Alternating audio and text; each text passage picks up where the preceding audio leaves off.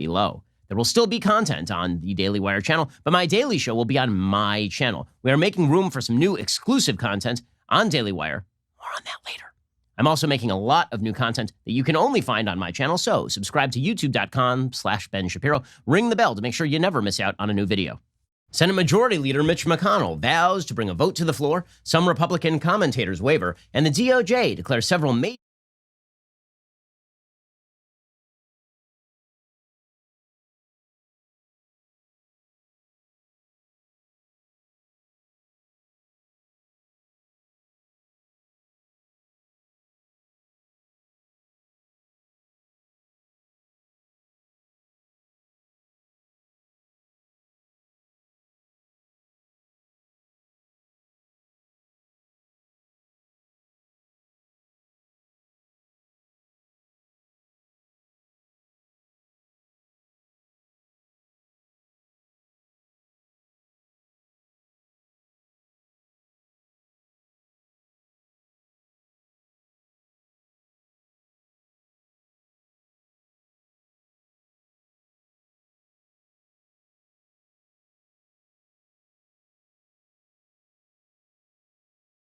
Anyway. So this is the wide shot. I'll talk to you sometimes from here. Sure. It's Big Mike. Okay. I just gave that little view to everybody. And Mike is okay, right? Or would you prefer Michael for the interview? No, Mike is fine, yeah. Okay.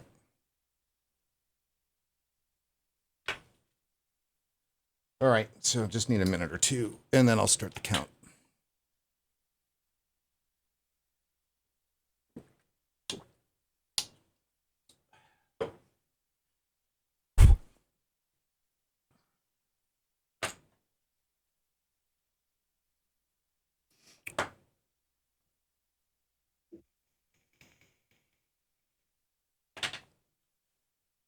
So I think we're going to start. Oh, wait, I got to start the count.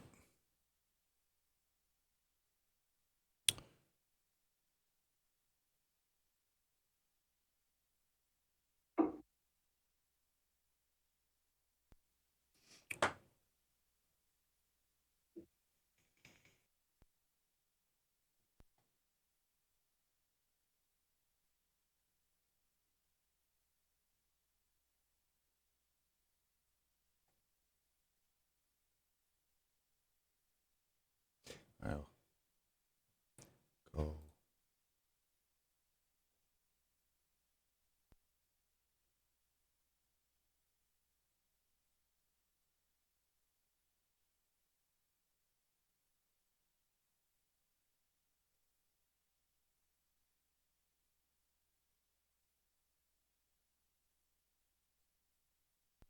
Did you know it's possible to generate some additional income through selling products on Amazon? My name's Sophie Howard, and 6 years ago when I started out doing this, I was juggling a day job and young children.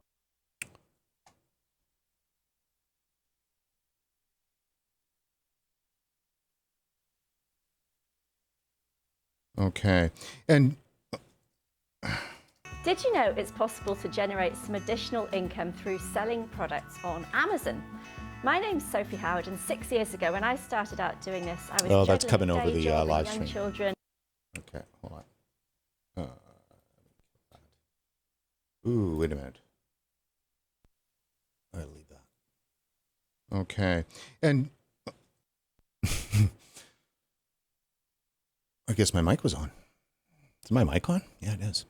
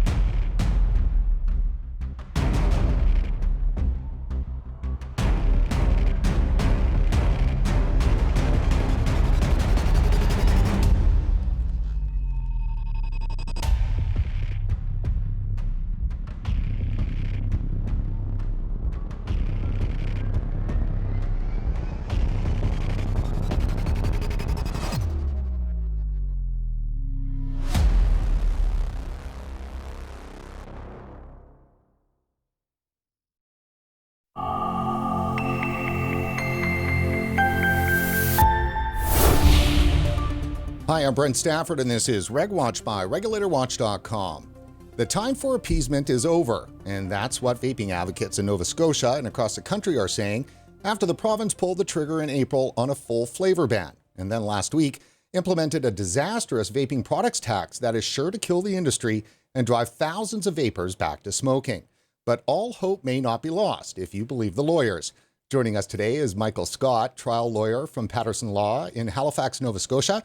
He filed a constitutional challenge to Nova Scotia's arbitrary and pernicious vaping laws on behalf of vape shop owners in the province. Mike, thanks for joining us today on RegWatch. Thanks for having me. Wish it was on better news. So let's go through a little bit of this. Over the past year, Nova Scotia has enacted new regulations that ban the sale of flavored e-liquids and prohibit in-store product testing. And most egregiously, the Liberal-led provincial government instituted this new tax, a consumption tax, that makes smoking more financially viable than vaping. Mike, tell us a little bit about this. What is Nova Scotia doing? Well, Brent, the issue started a few years ago when obviously vape shops and vaping started to take hold in Nova Scotia, and we started to see people using that to get off smoking cigarettes, which has been an ongoing problem across the country, but particularly in Nova Scotia. The original round of legislation regarding vape shops was problematic, but seemingly out of nowhere, this past winter and spring, the legislature started making noises about implementing stiff regulation and rolled them out in phases over the COVID period. And the result of it has been a situation that isn't so much damaging for vapers and the vaping industry here in Nova Scotia, but signals effectively the end of the industry here and access points for people looking to get away from smoking cigarettes. So when you say the end, exactly how is it that they're ending? Just for some of our viewers who might not know the tactics, but these are the tactics they use to shut down an industry. Well, the way the province has chosen to attack vaping in Nova Scotia is by using several prongs. But the most significant one from a practical perspective is the imposition of the new tax, which came in this month, which effectively makes the ability for shop owners to sell vaping products impossible. And without question, it will simply put them all out of business, with the exception of non-specialty shops like gas stations or convenience stores that sell the products, may be able to sell certain kinds of vaping devices which are of very little use for the purpose which is intended, which would be smoking cessation. So the flavor ban went into effect April 1st, that's correct? It did, and obviously there was a great deal going on here and everywhere else in April, so it went somewhat unnoticed, but it was under the same reasoning and the same language was deployed as was the case a few years ago when the province banned flavored tobacco products. And I think the tactic in this case was to analogize flavored vaping products with flavored tobacco, which of course is not analogous at all. Right. Yeah, try telling them that. Well, and that's, Brent, I mean, that's really the biggest problem that we have is that the legislation was rushed through without any consultation, notwithstanding the fact that the industry was more than happy and pleaded with the government to participate in the conversation, because obviously, unlike other industries, the vaping industry revolves around what the province's stated objective is, which is to increase the health of people living in Nova Scotia and wean them away from the use of traditional tobacco. But the province, for whatever reason, decided that they wanted nothing to do with that consultation. As a result, forced through legislation on issues and subject matter that they just quite clearly have no idea what they're talking about. And as a result, have created a situation that has all kinds of unintended consequences.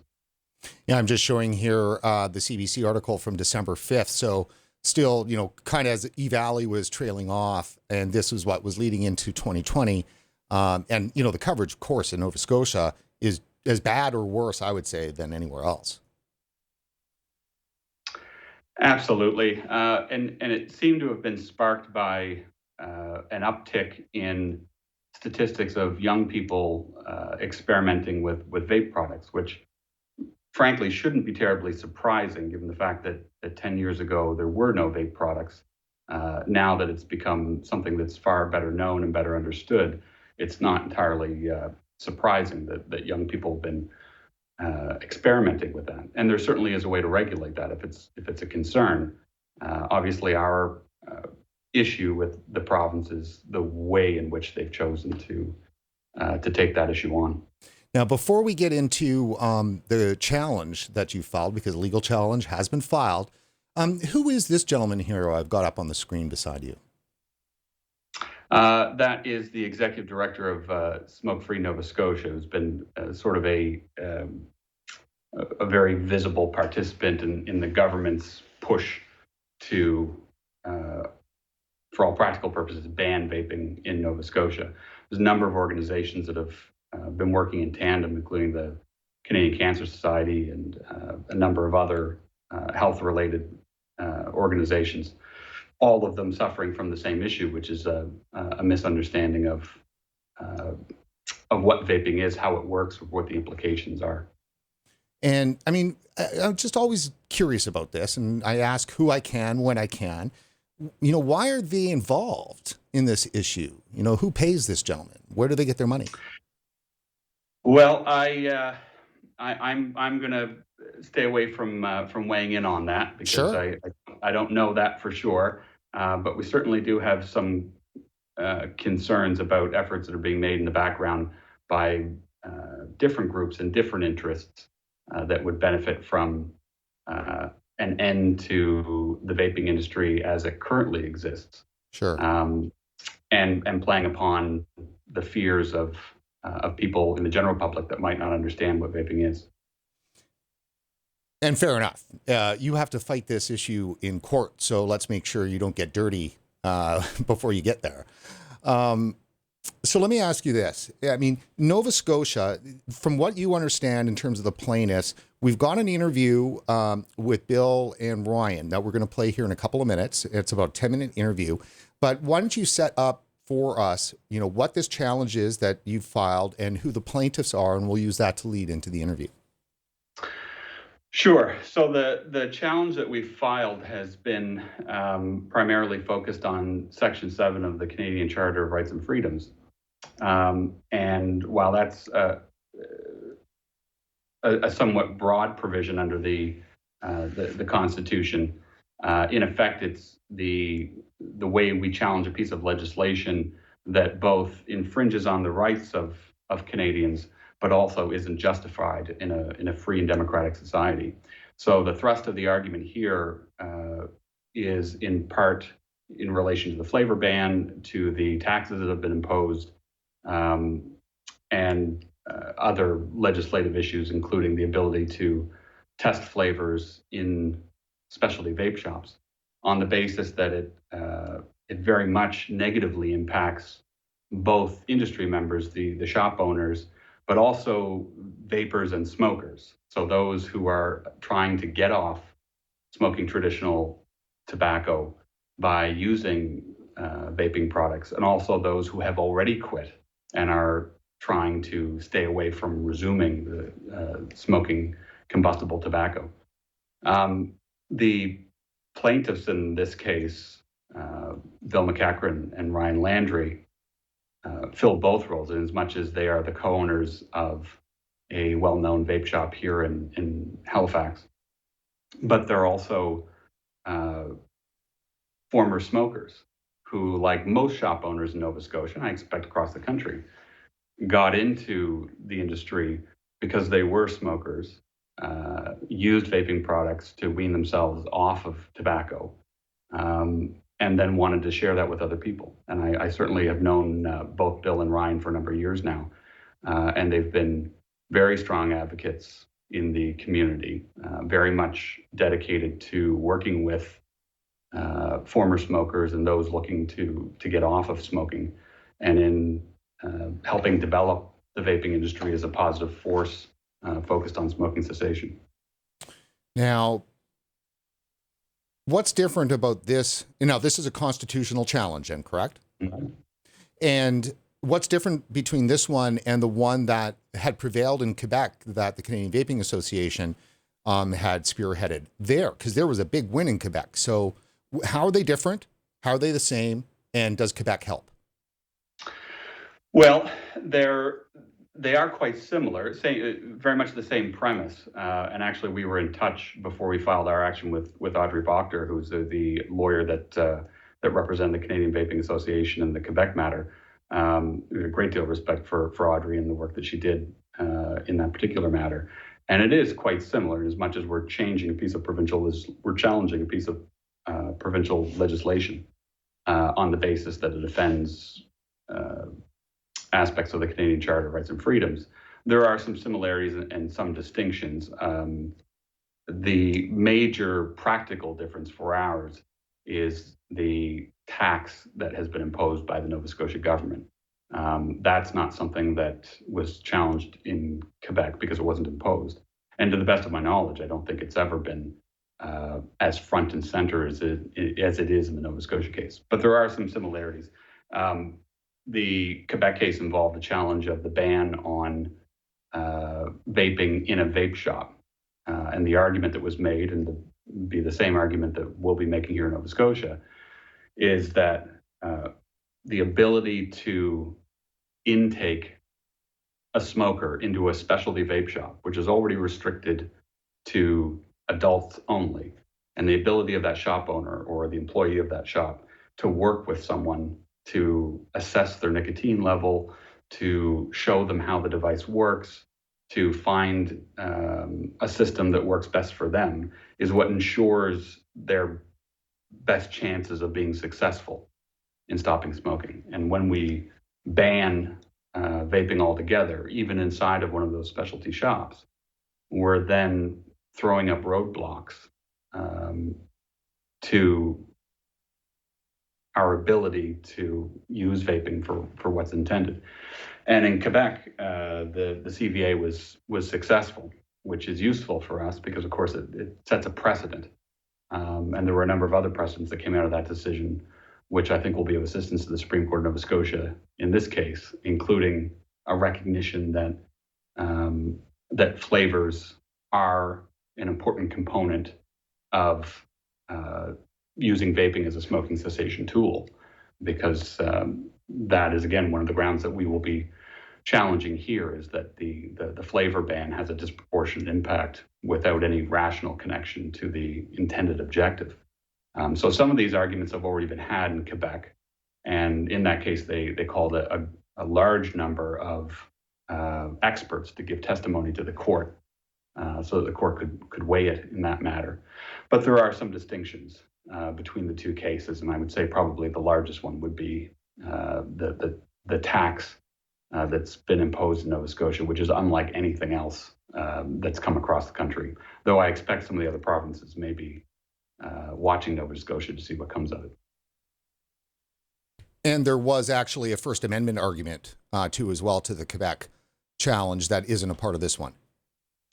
Well, it's not a First Amendment. Excuse me. I'm thinking like an American here for a second. Wrong country. Yeah. Wrong country. But you're quite right. Section 2 of the Canadian Charter of Rights and Freedoms guarantees our freedom of expression. And one of the things that was being challenged in Quebec was certain kinds of bans on advertising and its impact on freedom of speech. That's not an issue that we're fighting here. In fact, the industry here has been very much supportive of reasonable measures, has not been arguing for the ability to advertise openly, is very much in support of restricting access to specialty shops for adults only, and those sorts of measures to address the issues that the community has suggested are important to them, like making sure that these shops are not access points for young people, and that the products are being used responsibly and reasonably and for their intended purpose, which is smoking cessation. Right. Okay.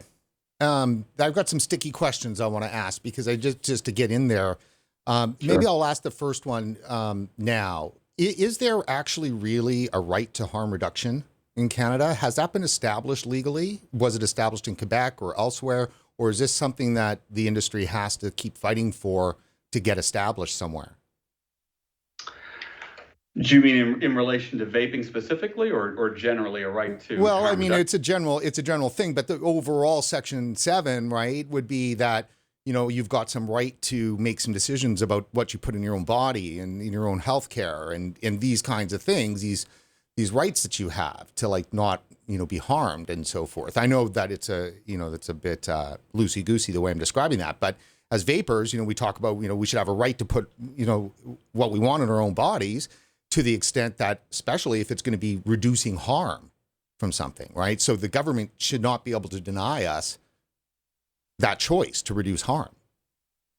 Well, Section 7 is specifically the right to life, liberty, and security of the person, right, which is a slightly more nebulous provision than something that's more ascertainable, like Section 2, a right to free expression, or Section 8, the right to be free from unlawful search and seizure. Right. But as a general principle, one of the great things about our charter that I think makes it so much superior to something like the American Constitution is that it is quite practical. So the starting objective is not that you have a right to put what you want in your body, or you don't have a right to put what's in your body. The general way we approach the rights of citizens in Canada is you have rights to do fundamentally what you would like to do, so long as your rights aren't unreasonably impeding another interest.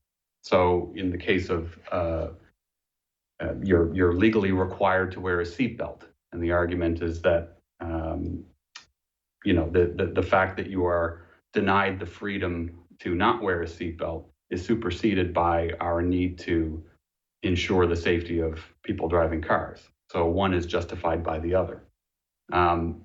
The argument as regards vaping seems to be a little bit more fundamental, which is there doesn't appear to be a clear understanding of the plain fact that there is no demonstrable evidence to suggest that vaping is a danger to its users. And there is a significant amount of evidence to suggest that it is the single most effective smoking cessation tool that we've devised to date. And that's simply not getting out into the public narrative. And every year or so, we see these stories come out. Last year, it was people being admitted to emergency rooms with suspected vaping-related lung illnesses, which turned out to have nothing to do with vaping. It had to do with vitamin E acetate and black market systems related to ingesting marijuana. A few years ago, it had to do with the popcorn lung scare that was coming up. So there's a great deal of misinformation in the general public, and the vaping community has either been derelict or, at the very least, entirely unsuccessful in trumpeting the horn of just how important vaping is in Canada. For all the efforts we've made for decades, you know, we've finally come across a homegrown open source technology that doesn't require pharmaceuticals, uses only entirely well-known and tested ingredients, and to date has not resulted in any appreciable negative effects. And then we compare that against something like the smoking of cigarettes, which there are very few things that we've figured out as a community more decisively than the fact that Canadians are dying every single day from smoking cigarettes. So the issue here has to be partially a legal one in weighing the interest, but also making sure that we have our facts straight and we understand that you know, the risk associated with vaping is quite low. The potential benefits of not only allowing the industry to survive, but frankly, in the view of many, myself included, should be encouraged and taken advantage of as an opportunity. rather than taking the absolute worst route we could, which is in the name of public health, imposing legislation that negatively affects the health of Nova Scotians, that actually does the exact opposite of its stated intention. And you've got experience with vaping too personally, correct? I do. I smoked 2 packs of cigarettes a day for 20 years, and I'm what in the vaping community is called an accidental quitter. Because in 2014, I went to meet a potential client at the very first vape shop in Nova Scotia, having not any idea what it was. I think I had seen the little, what used to be called cigalikes, the little devices that looked like cigarettes. And I went into a shop just to sort of understand what he was doing from a business perspective. And before I left, the shop owner had suggested that I try one of these devices, which I wasn't particularly interested in. But I walked out of that shop and I never smoked again. And that was a number of years ago now. Had no intention of, I just assumed I would always smoke cigarettes. And that was just something I was going to have to deal with. But he did exactly what we need shop owners to be able to do, which is he took me to a counter and he asked me a lot of questions, and he assessed the way I smoked and how much I smoked and, you know, what the things were that I needed. He didn't try to sell me something that I didn't need. He tried to find something that fit my purpose. And despite myself, I stopped smoking that day. And I couldn't believe it. For days after, I kept walking around with a pack of cigarettes in my pocket. And it, you know, ever since that, you know, my story is very much like everybody else I know. Is then you're talking to family members and your sister and your brother and your coworkers because you're excited about the fact that, you know, you've been able to do this thing, and that's been the story for so many people here, for thousands of people in Nova Scotia that otherwise would have continued to smoke cigarettes. That's a great story. Congratulations on that. And for the vape shop owners all across Canada that have been doing that, I mean, that is exactly the purpose behind the specialty vape shops. It's certainly not if you're buying a vape at a gas station. It's a completely different thing. On that note, let's jump to Bill and Ryan, who are the plaintiffs in this case, and get a word from them. It's about a 10-minute interview, so grab some popcorn and have a vape.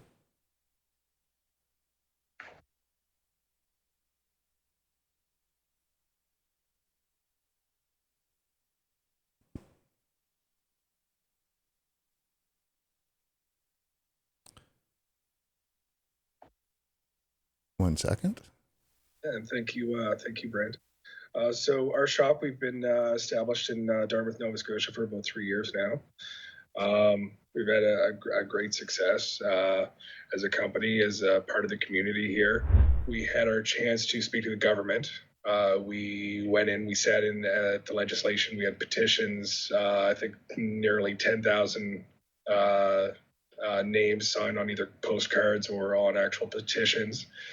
The government listened to us, and they took nothing away from that. They decided to pass the motion to ban the flavors, and then they added the 20 milligram cap after the fact. And then after that, they implemented the 50 cents per milliliter tax, which, as far as it goes, that's the most regulation you could have without actually banning vaping. So Ryan, let me ask you this. Would you agree with the statement that there is a war on vaping by the province of Nova Scotia? There's absolutely a war on vaping. Our industry tried, to be heard. We tried to be involved in the regulations and stuff like that when they were being made. The government didn't want to hear anything from us. They kind of went ahead and made these regulations on their own without our input.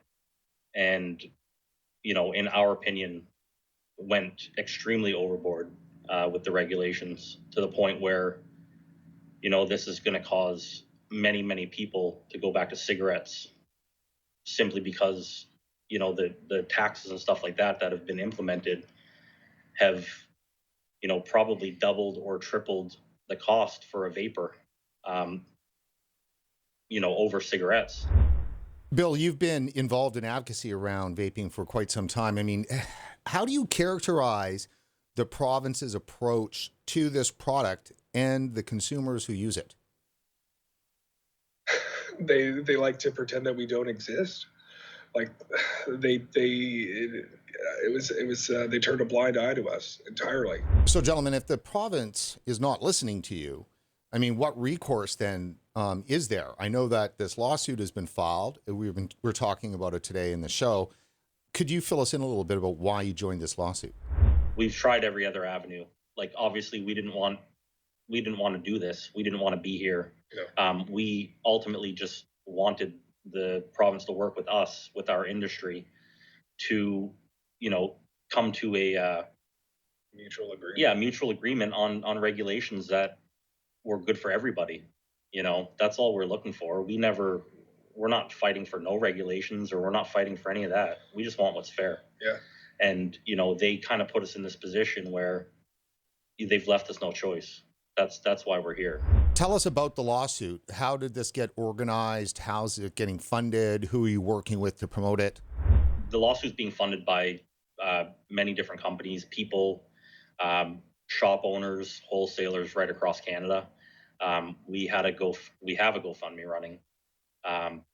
That's raised about, I think the current GoFundMe is at about 107,000.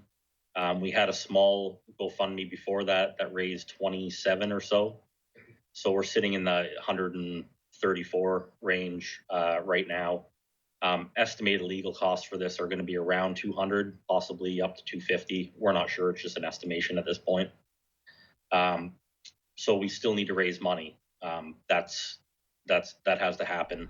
Ultimately, whatever doesn't get raised is going to be on us and our company. And, that would be the end of us if all this goes through and we fail and, nothing else comes from any other sources. Our company will fold on the spot. We would have no choice. What kind of support have you received from the advocacy organizations, Vita, Canadian Vaping Association, and so forth? CVA has been great. Yeah, CVA has been really great. Daryl Tempest, awesome guy. He's always been there, organizing the rallies. And he's really helped us with a lot of the legal jargon. He's been working one-on-one with the lawyers. I can't say enough good things about the guy, really. They've obviously dealt with some of this stuff a few years ago in Quebec. So they have a ton of experience with this, and they've helped us a lot by dealing with our lawyers and stuff like that as well. So, all the stuff that's going on in the background with the lawyers is not just me and Bill. It's actually the CVA a lot more than me and Bill. So and Sam and Taryn. Yeah, all of them. Jody, they've just been really good. They've provided so much more information, so many more tools and stuff like that for our lawyers and our legal team to fight this with that we wouldn't have had before. So, I definitely would like to give a huge shout out to the CVA. Oh yeah, big time. That's good. Good to know, because there was so much work that's gone on in Quebec, and we're talking about Quebec a lot right now because, of course, there's an appeal, and there's also all the precedents though that were set in Quebec that hopefully are going to not have to reinvent the wheel in Nova Scotia. Yeah, and you know what? And that's essentially what we're doing today too. Like this, and people across this country need to understand this. We are attempting to set a precedence in Nova Scotia. If we can do that, PEI already has a flavor ban set for March 1st, if I'm correct. That's correct. Yeah. So if we can kill this in Nova Scotia, in the Nova Scotia court systems, we will set a precedent for the rest of the country as well. If we can beat this flavor ban here, this will be a huge tool for any other province that attempts to ban flavors. We're not just fighting for Nova Scotia here. We're fighting for Canada. So well, that is true. Dominoes fall. They tend to fall together, and very quickly. Yes, sir. Yes, sir. That is correct. How does it make you feel to know that your provincial government is trying to kill you? That is a loaded question. Yeah. Is it demoralizing? For one, is it demoralizing? Two, is it putting you out of business? Well, it's super demoralizing on a few levels. To see all these people that have, successfully gotten off combustible tobacco using vaping. And we have customers that, some customers pick up a vape and 3-4 months later they come back and they've dropped their nicotine levels down significantly, and 3-4 months after that they come back, they're on a zero, and then they're quitting. And it's that's success for us. And then on a business level, it's definitely demoralizing. We built a great business here from scratch. And Bill, how about you? I mean, disenchanted with the province? It's a love-hate relationship. I love this province. I love the people. I love the community that we're in here. And honestly, really everyone that we talk to kind of has this. It's a consensus that it's poor decision making on the side of the government that's brought us to this position. Yeah, you'll hear a saying around here, and I've heard it multiple times from many different industries, where people say, Nova Scotia's closed for business. There's already not a lot going on here in this province in terms of jobs, so it's really difficult. Yeah. This province needs to try and save as many jobs as we can, because people are just going to turn around and leave, not because they want to, because they have to. Let me ask you guys as we wrap here as the last question. I'll start with you, Ryan, and then Bill, I'll let you answer this. And are you going to win this thing? Obviously, listen, we're all in at this point. We have no choice. So we need to take this as far as we can possibly go until, we can't go anymore. We have to win this. We don't, there's no other option at this point. So we are super confident. Our lawyers, have looked at this. They're very convinced that we have a strong case. We've had other lawyers look at it as well. The ones that were involved in the Quebec case and stuff like that, and they also agree that we have a very strong case. If we didn't have a very strong case, we probably wouldn't be going after it. If we don't win this, it really makes you question how many civil liberties and rights we have left as people. I mean, this is it's restricting access to harm reduction, and as Canadians, we have a right to harm reduction. So I really have faith that we'll win.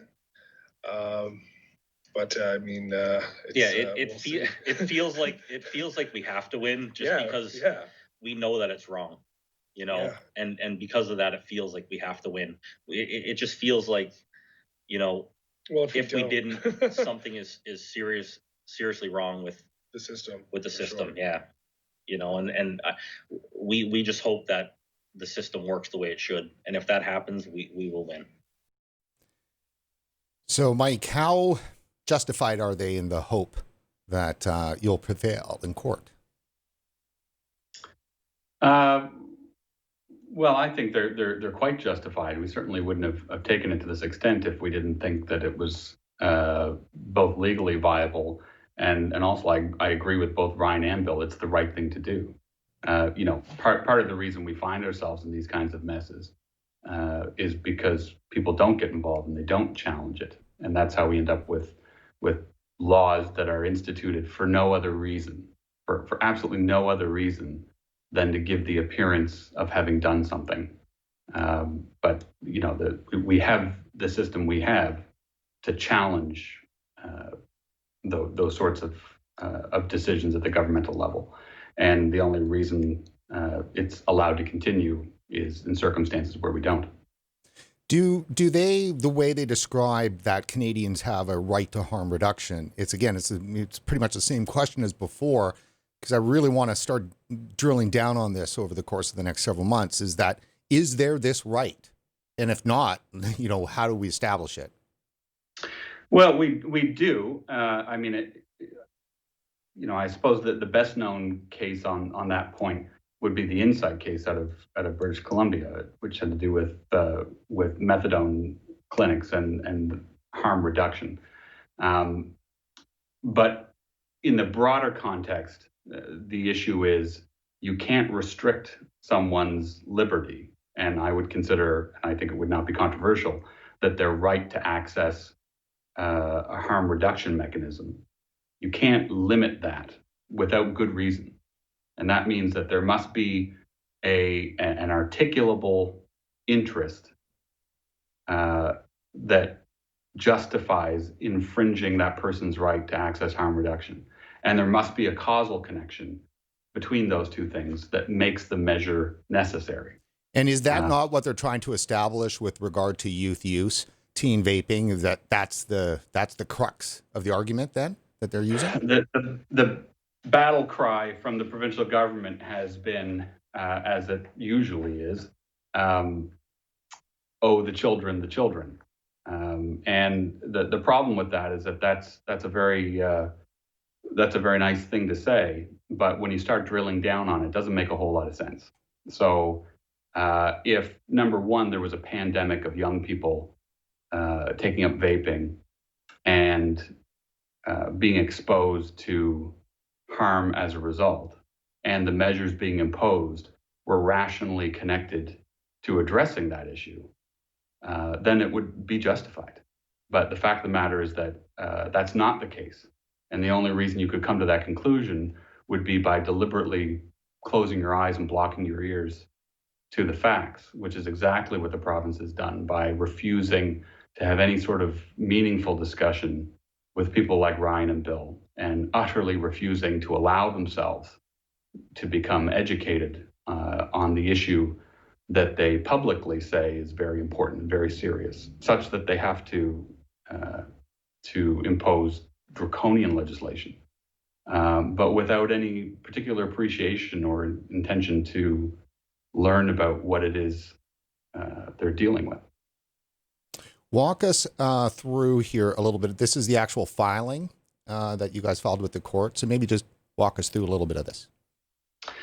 So the notice of application in court sets out the legal framework for the challenge. So it sets out the specific sections of the different acts at issue, because there are several pieces of legislation here: the Tobacco Access Act, the Smoke-Free Places Act, and the amendments that have been imposed, which are measures that we are suggesting offend Section 7 and are not saved under Section 1 of the Charter. So the argument is set out in terms of what specific provisions it is that are being challenged, why they contravene the Section 7 rights of vapors, smokers, and the industry, and in this case, represented by Ryan and Bill's business and Bill individually.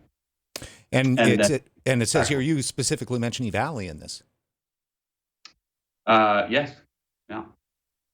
So the banning of flavored vaping liquid does not prevent, quote, e-cigarette or vaping associated lung injury. So the non sequitur here has been that young people are going to take up vaping. As a result of that, they are going to develop lung disease, and that banning flavors will either remedy or in some material way address that issue. And I don't know if we have time in the show to unpack the manifold ways that's an incoherent position to take. Well, we could we certainly could go as long as needed, but we want to save some of that for the court, I'm sure. I've got up here right now the revenue side. Describe a little bit about the province's ability to institute a tax of this nature, because it is quite drastic. It does appear to be intended to kill the industry. Can they just get away with this? I mean, does the province have these broad powers for taxation? Well, if we have anything to say about it, no, they can't get away with it. But the general principle is that under the Revenue Act, the province has a broad discretion to impose taxes. And sometimes those taxes are imposed to motivate certain kinds of behavior. And in this case, that's obviously the intention by imposing a 50 cents per milliliter tax on vaping liquid. That's a gargantuan tax. Well, I have not the slightest idea where that number came from or how it was derived, but it's almost irrelevant, because we're talking about doubling the price of vaping liquid and creating a bizarre situation in which the province has now seemingly intentionally incentivized the smoking of cigarettes. They've created a situation in which they have made an incentive for people to buy cigarettes from the government rather than vape, which is a key component in smoking cessation. The idea that I can use this, it's less harmful, it's accessible, and I'm saving money while I'm doing it. But by reversing the tables, particularly in among the portion of the population that doesn't have a great deal of expendable income, and that's a portion of the population that's disproportionately impacted by tobacco use, you've now given them an extraordinarily good reason to either not stop smoking or go back to smoking cigarettes. Yeah, it's strange because they certainly know they've used the tool of taxation in order to curb smoking for so many years. And then, and they know people react, right? And so that's why they're using this. Their argument is that teens seem to be especially susceptible to price. They're especially sensitive to price. Well, who isn't? Well, but the same argument is used for the flavor ban, which is the suggestion that flavors will attract young people. The natural conclusion being that adults don't like things that taste good, and yet nobody seems to have any issue with the fact that in another month I'll be able to get candy cane flavored vodka from the Nova Scotia Liquor Commission. It's a preposterous argument, and it belies any attention to the more obvious issue, which is we already have legislation in place that restricts access points. A number of years ago, the provincial government imposed legislation that would disallow anyone from entering a specialty shop unless they were of the age of 19. Now, the irony there, to give you a sense of the kind of people you're dealing with in the industry, not one shop in Nova Scotia, when that legislation came into effect, had not already voluntarily, without having been asked, they all imposed a 19 and over rule because they thought that was the responsible thing to do. They didn't require the government to tell them to do it. So that was already part of the culture. It's now law. It has been for a number of years. So if the issue is that shops like the ones that Bill and Ryan operate, if that is the concern in terms of being an access point for young people, then the problem is enforcement.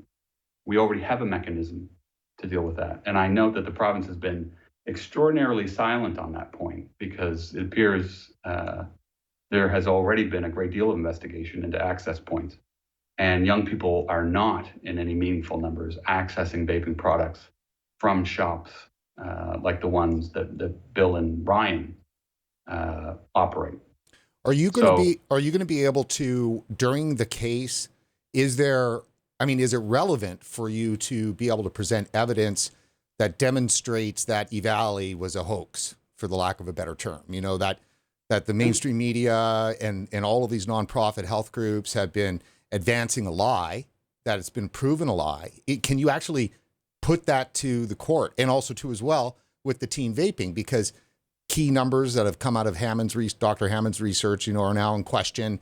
I mean, it's really clear. No, they're not in question. I mean, and the Hammond report is something that the provincial government here expressly relied on and sort of pounded on that report as evidence supporting their position. And you're very generous to say it's been called into question. I think it's been thoroughly shredded, and yet we have not heard one word from the provincial government on that issue. They've gone eerily silent on the fact that one of the keystones of their argument has now turned out to be nonsense, as has every other spurious study or internet research paper that's come out over the last number of years.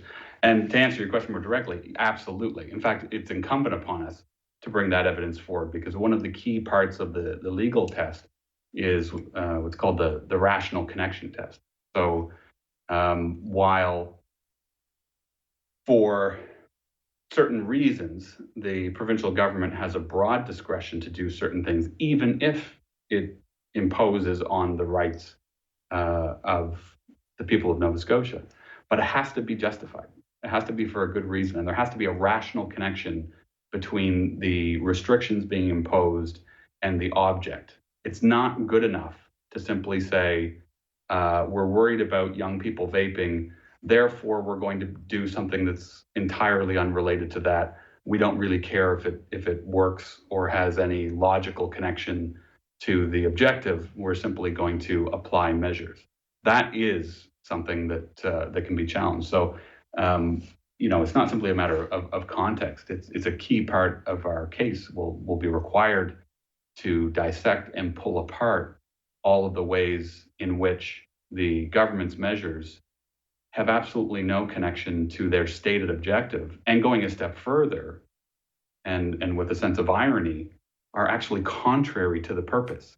If the objective here is to get people to stop smoking, is to reduce harm, the measures that Nova Scotia government have imposed are an exorbitantly effective way of defeating that objective. They've made more of a mess of it than they started with. So it sounds like to me that this is going to be the first case in Canada where teen vaping numbers and EVALI, the vaping-related lung illness, so-called, will be litigated in court. And I'll be happy to be the one to do it. But it's, yes, and part of this has to do with the way we receive information and the way the media handles the story. So, for example, you raised teen vaping numbers. For the last number of years, when we've been seeing these numbers, particularly in 2017, we were getting a great deal of news about uptakes among youth vapers. And those numbers, when they're parsed, are sometimes not exactly as they appear. I mean, it can't be surprising to anyone that young people are going to experiment with whatever comes through. But that's a very different thing than suggesting that they're taking up vaping or that they're becoming addicted to vaping. And then that argument is always tied to the tired and entirely questionable argument of gateway, this somehow baseless suggestion that somehow people who have never smoked tobacco are going to try vaping, and then that's going to be a gateway to them smoking cigarettes. Which is a premise for which there is absolutely no evidence. But you're going to love this graphic here from Global's coverage on, this is 2 days ago, and this is Global News and their coverage of Saskatchewan's consultation. And, here it is, youth vaping and smoking. 27.7% of the respondents who used tobacco began doing so after vaping. And that is the Canadian Heart and Stroke Foundation's research. How could you even possibly credibly take that as unbiased for aged 16 to 24 and their vaping habits? And this is just 2 days ago, national news. And why are we talking about people who are 24? Agreed. If we're talking about young people, and there's, this is what we've been dealing with, and I don't know if it's even so much of an issue of bias as it is sensationalism. It's not as interesting a story to say there's absolutely no reason to believe that this is a significant issue of a kind that immediately needs to be addressed with draconian legislation. But graphics of a person obscured by a cloud of toxic smoke and numbers that harken back to the heyday of smoking cigarettes. That's a good story. And who are we to let the facts get in the way of a good story? And that's exactly it. What bothers me a lot here, let me just see if I can just pull this back here. Right. Oh, it's hard. It's a little obscured, but they use youth that they've enrolled into their propaganda groups, right? So Youth for Change. And then they actually quote themselves. So it's youth that are a part of this, propaganda unit that are out then creating propaganda quotes as youth for the media. And that's what's, fully on board in this story. It drives me crazy. As a journalist, it's sickening. Well, and I've never been able to put my finger on it, but this has been the issue since day one. And at least in the early days of vaping, it could be understood because it was so new. There was some fear that we were seeing the development of something analogous to cigarettes. And I think it's in the public consciousness that we missed the boat on cigarettes. It was by the time the general community was alive to the dangers of smoking cigarettes, it was too late. The modern cigarette is one of the most incredible pieces of technology ever developed in terms of its addictive properties. Mm-hmm. So I think there's been a fairly well-intentioned worry that we might be missing the boat on vaping. And frankly, if you're not around it or you don't understand it, it looks like smoke. It looks like smoking. And isn't that a negative thing, and shouldn't I be worried about it? The problem is when the government and organizations like the Canadian Lung Foundation don't seem to be at all concerned in actually looking into the issue, and instead seem to be more interested in simply whipping up fear and furor. Because not only are you impacting something for absolutely no reason, you put someone like Bill and Ryan out of business for absolutely no reason. They're actually working contrary to their mandate. They're missing the boat. We have an opportunity here to use this technology to do something that all the pharmaceutical companies in the world haven't been able to do, and in the process, build a homegrown industry that we control. And not only have we missed the boat on that, we seem absolutely hell-bent on killing it before it gets off its feet. Yeah, they've been certainly hell-bent on doing that from day one. So we've got a couple of more minutes here. So in your opinion then, I mean, what's next? So there's the injunction. Maybe talk about that. What's the likelihood that that's going to get passed? And then the timeline. When do you think you're going to be making these arguments in court? And how long is this process going to take? Well, there's a few steps here. I mean, the injunction is an interim measure, because the issue here is that we don't have a lot of time. The government chose, and I don't know if it was intentional or not, but chose to ram this thing through without any appreciable consultation right through the COVID period. So if we don't put the brakes on this so that we can at least have the debate and let the Supreme Court of Nova Scotia deal with it, it's going to be a moot point, because all of the shops like Bill and Ryan's will already be out of business. And lots have closed already too. Let's just make sure that what's the picture of the landscape? Lots have closed already. Probably half of the shops in Nova Scotia have closed preemptively because they can do rudimentary math. They're now priced into a place where they can't feasibly make a living. And those that are open most of them are running at a deficit. And then we impose upon this the added tax implication, which is those shops are only permitted to bring in product from suppliers that are approved by the Nova Scotia government. And the Nova Scotia government will require those providers out of province to collect taxes in advance and be responsible for them, notwithstanding that they are not in any way connected to Nova Scotia. So the number of, I can't imagine why any business outside of Nova Scotia, any supplier, would want to do business with Nova Scotia on those terms. I don't know that if we are unsuccessful in moving the injunction ahead, whether there'll be much to fight over at the end of the day. As a result, we'll push it. The courts are slow to grant injunction requests because it's a fairly significant measure. But in this case, the hope is that it will be recognized that it's absolutely necessary to preserve a state of affairs to allow these people to have their day. Right. How much is politics involved in Nova Scotia? I mean, obviously, I think it's the same politics across the country, but what can you say to that, or can you? I think politics is always involved in legislation, and that's, perhaps that's a necessary evil. Where I think it crosses the line is when we start imposing significant legislation for no other reason than to give the appearance of having done something. We seem to be reaching a point where, it used to be government officials were motivated to do the right thing because if you don't, we'll vote you out later. And it seems to be that the modus operandi now is I don't need to do anything good. I just need a soundbite. I just need to give the appearance of doing something good. And if all we're seeing are snippets in the news without any context or any detail, it's hard to argue against, the health of children and protecting children from dangerous substances. Nobody seems to be wanting to read down a few lines to actually understand what it is.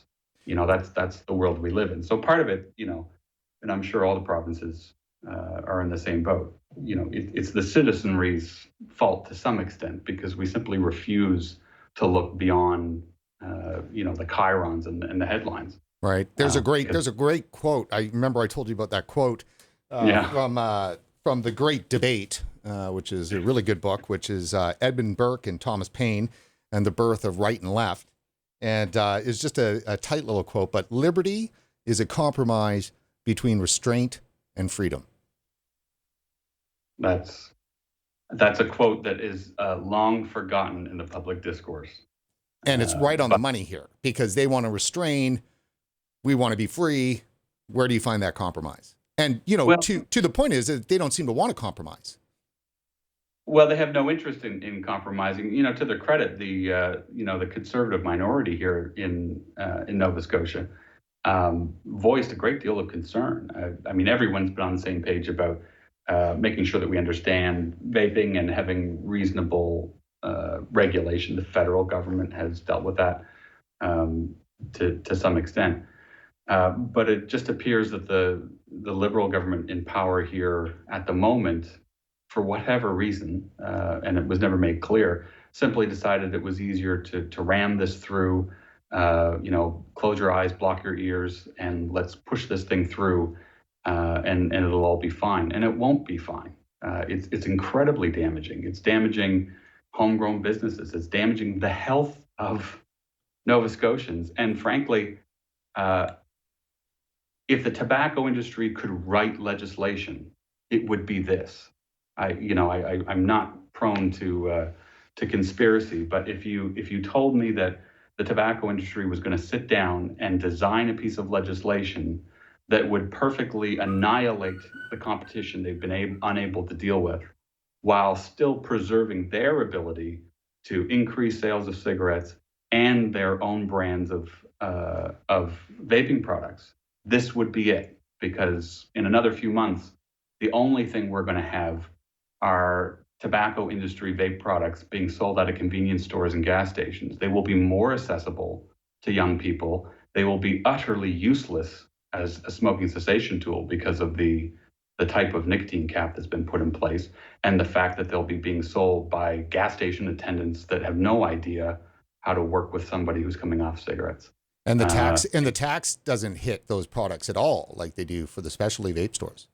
Well, that's what I mean about the dovetailing here is that for some bizarre reason, the tax attaches not to a nicotine level, but to the volume. So the products that the tobacco companies make are extremely small volume, high nicotine content, where the types of products that are sold by specialty shops are lower nicotine, higher volume. It would be the difference between a glass of wine and a glass of tequila. Two very different things. You wouldn't measure the alcohol by volume, but the problem is when that interacts with the nicotine cap, you create a situation in which all of the specialty shops go out of business.